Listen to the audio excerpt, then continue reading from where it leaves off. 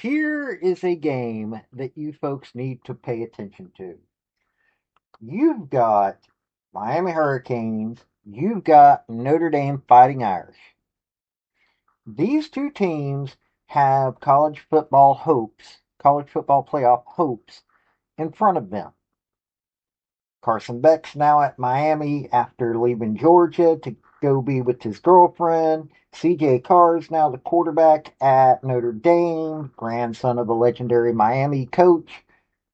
Marcus Freeman is 33-10 with 14 of the games that he's won as a head coach last year. Mario Cristobal is 84-76. He was 27-47 at the FIU Golden Panthers. And he even won the divisional title or the conference title in there. He went 7-6, 8-5.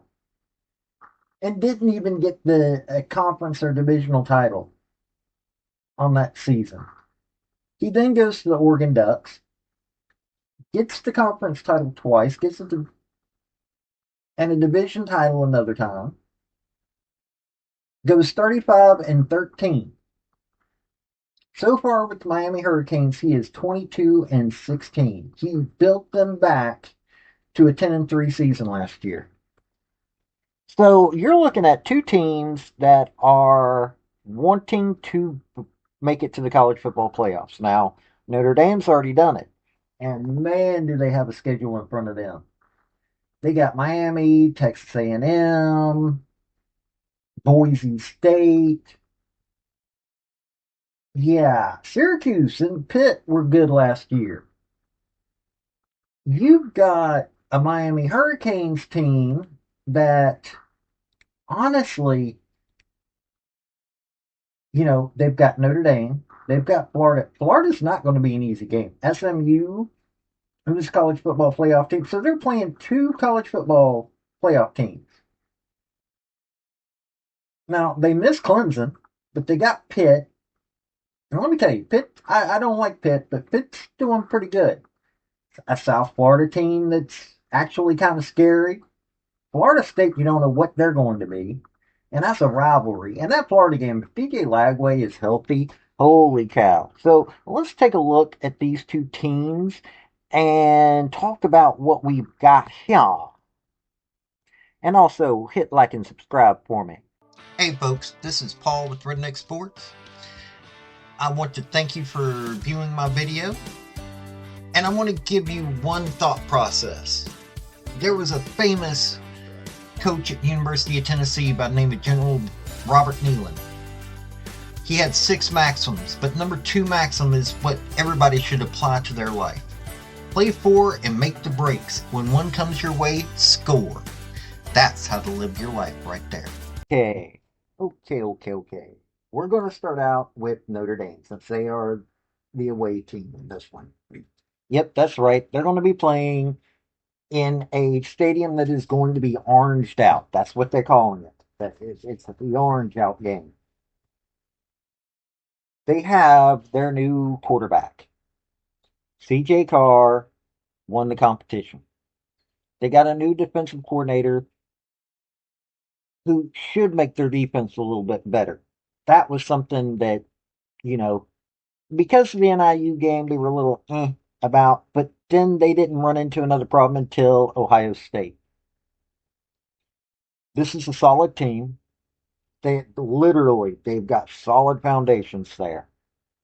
This is a team that I've already previewed. Honestly, I think they can beat Miami. This is a game that you should be watching because, hey, they've got to make sure that that defense is going to be good. Seriously. That is what the biggest problem is that they're going to have right now. Um, Jeremiah Love is still there. Uh, I mean, Jeremiah Love is still there. That man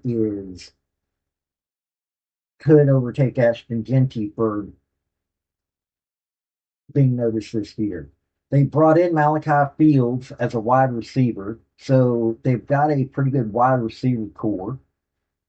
Yeah, CJ Carr is going to have a lot of options. Not to mention that Marcus Freeman has built or has continued the tradition of having solid teams. So this is not going to be one of those easy games for anybody. Even though Texas A&M almost got into the SEC title game last year, Texas A&M is going to be difficult on them. This is going. Their defense has to carry it every game. Their offense, CJ Carr's got to be able to put it downfield, and and their offensive line's got to protect the running backs. I think they've got all that in place, though. I really do. Now, Miami has got a new quarterback. They've got to keep him healthy.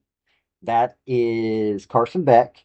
Everybody's seen him. He was at Georgia. So literally everybody has seen this man. If he stays healthy, and they're worried about him staying healthy, but if he can stay healthy, holy cow. And you want to know what the biggest strength is of this Miami Hurricanes team? It's their running backs. You've got Mark Fletcher Jr. coming back. He had 607 rushing yards last year on 112 carries and 9 touchdowns. Jordan Lyle, another running back, 400 rushing yards and 4 touchdowns on 54 carries. Those two are coming back. So, yeah, the biggest question here is whether Carson Beck can stay healthy.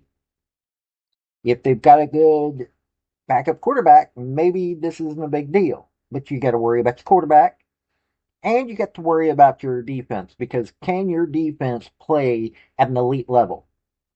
Now, mind you, all they've got to do, all Miami's got to do, is make it through Notre Dame, Florida, make sure they don't get embarrassed by South Florida or Florida State. They got to deal with Louisville, and then they've got Syracuse. Rest of the teams are going to be, Syracuse and Pitt are both going to be hard. Virginia Tech's looking like they could be something this year. It looks like they could be back. But Notre Dame and Florida are their two biggest worries. Then you've got SMU. Then you've got to worry about what Florida and South Florida are bringing. And then Florida State, nobody knows what they're bringing. Louisville, Pitt, Syracuse, and possibly Virginia Tech are going to be making some hard runs this year too. So you're going to see if that defense can hold up. You're going to see if their O line can hold up. Their O line is exceedingly important this year. So you've got the running game. You've got some wide receivers there. Mario Cristobal knows how to coach. He knows how to get conference titles. Everything's in place. He's just got to keep his quarterback healthy. That is the biggest concern here. Carson Beck is the biggest worry on this team. Not because he can't play. Oh, he can play. You saw what he's done the past couple of years. He can play. But can he stay healthy? That means that O line, no matter what, that O line is going to end up being one of the most important parts to this team. And they have to be able to do it at a high level. So we're going to see here on that one. And this is going to be an orange out game. Oh yeah. Now, I honestly think the Notre Dame can win this game. This is going to be on ABC, 7:30 p.m. August 31st is Sunday. Do I see Miami being able to win this game? Yes.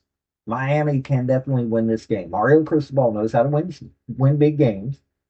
So we're not talking about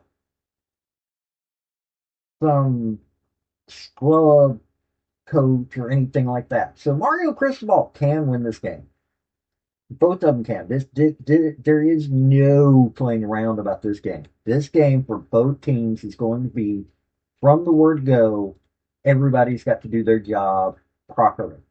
Now, thankfully, this is first game of the year, but in all honesty, it's Miami's biggest game. It really is. It's Miami's biggest game, and all honesty, looking at this schedule, it's Notre Dame's biggest game. Now, the very next week they've got Texas A&M coming to them, and Mike Elko, well, but this is their biggest game of the year right now. These two coaches really do have to bring their A game. Thankfully, they've had a lot of preparation time for it. And whatever they prepare for in this game will be able to carry over into any other because both teams are hard hitting, traditional teams. So I do think Notre Dame's going to win this one, but it's not going to be an easy one. They're going to have to play every minute, every second of this game because Miami is not going to give an inch that they don't have to. But that's what I think. Tell me what you do. This has been Paul with Redneck Sports. Y'all have a good day now. Bye. I want to thank you for watching my video. And if you like what you saw, like, subscribe, and comment. Y'all have a good day now.